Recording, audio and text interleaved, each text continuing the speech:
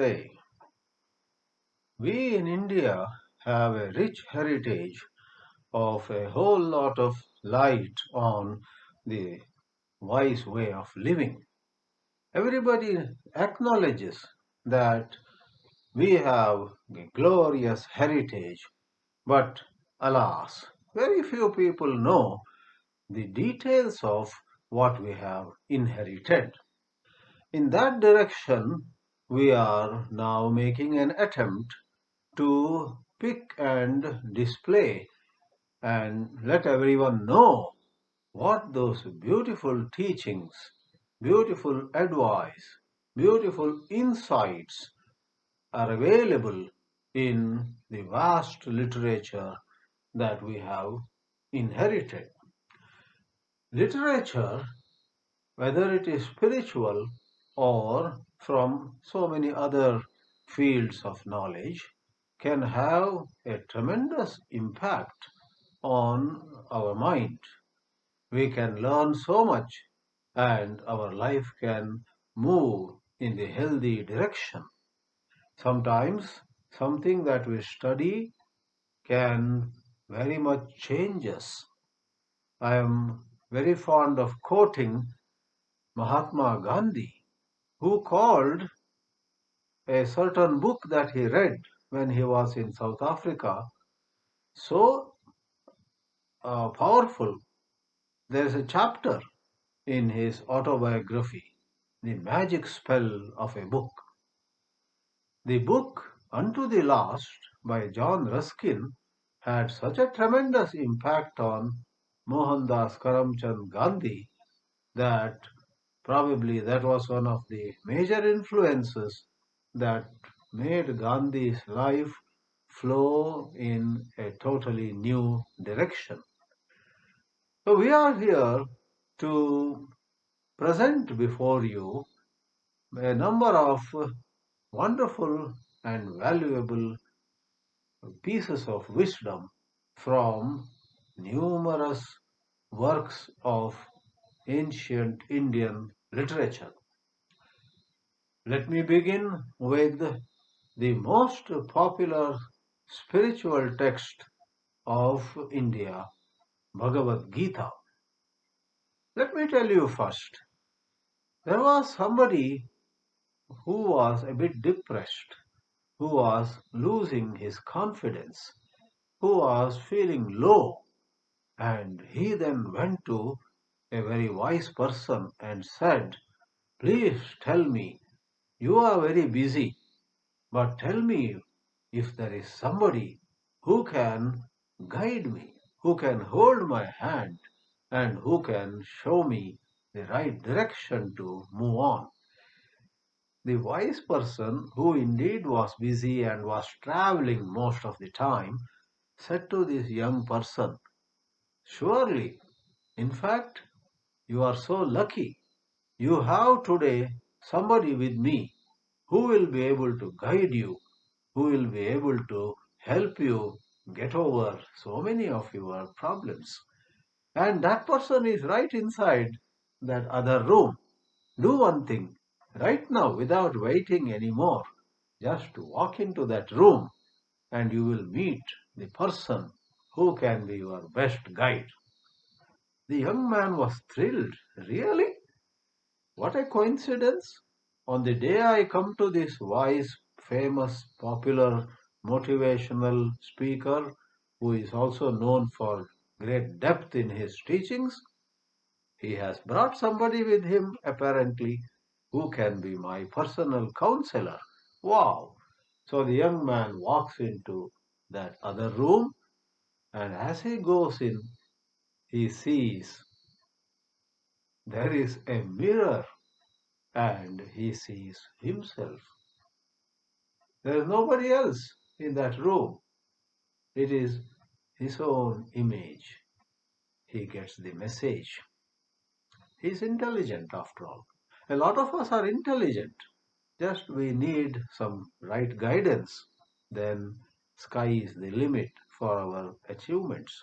So the young man comes back, bows down before the elderly teacher who was traveling, and says, "Thank you very much. I got the message. I am my best guide. I am my best counselor. I may take inputs from others, but at the end of the day, it is me and my mind." This is expressed in the Bhagavad Gita in a beautiful verse in the chapter 6. It is said, "Lift yourself by yourself. You are your best friend. And if you don't manage yourself properly, if you don't handle your mind rightly, alas, you could be your worst enemy." उद्धरेतात्मनात्मानं नात्मानमवसादये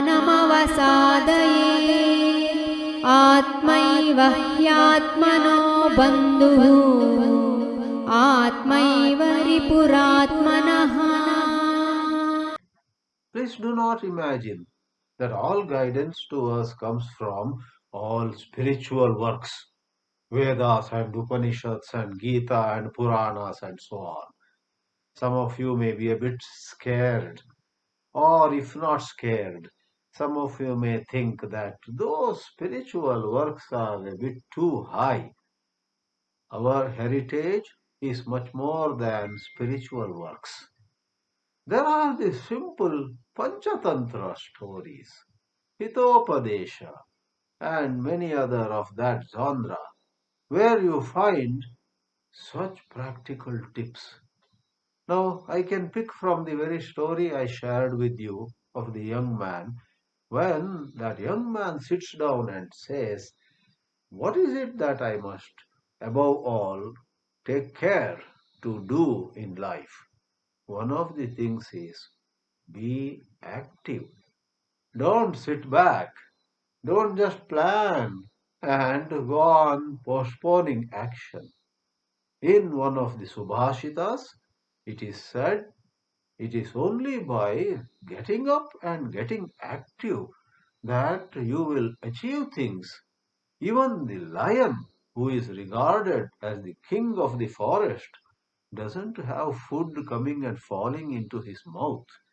Even the Simha has to leave his cave and go and pick up, by hunting down his prey, pick up the food of the day.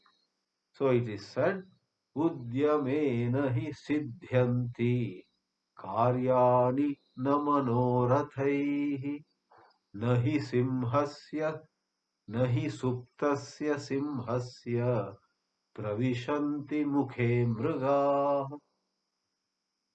Likewise, you have many other sources. Take Valmiki Ramayana. You may say, "I know Ramayana."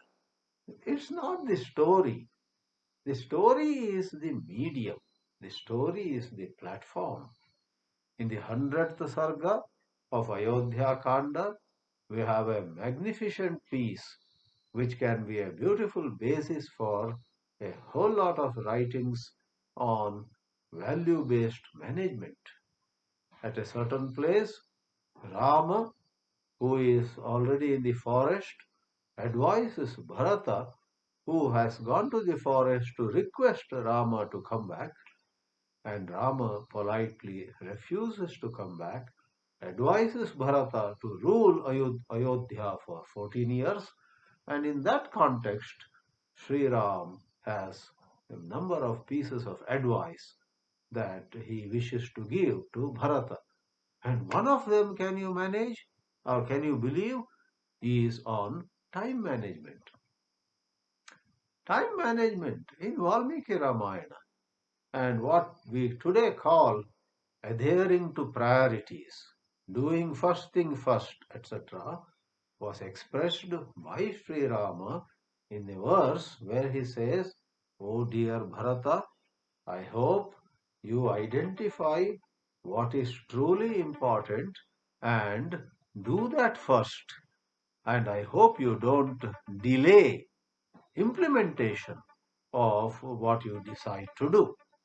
Kachidartham vinischitya lagumulam mahodayam Kshipram arabhase karyam na dirghayasi Raghava.